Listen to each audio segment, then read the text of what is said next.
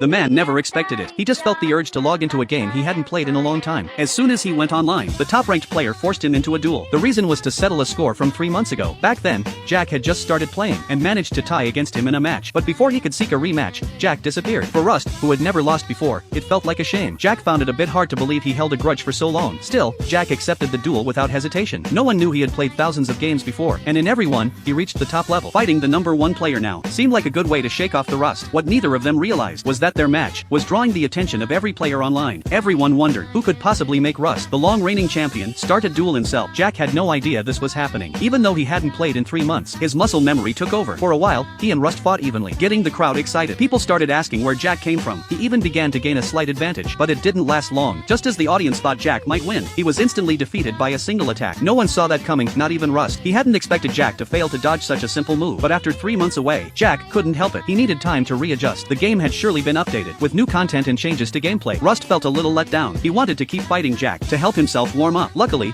a man named Rock, Rust's assistant, pointed out the crowd gathering around them. That made Rust back off. Rock quickly apologized, explaining that Rust was just too excited.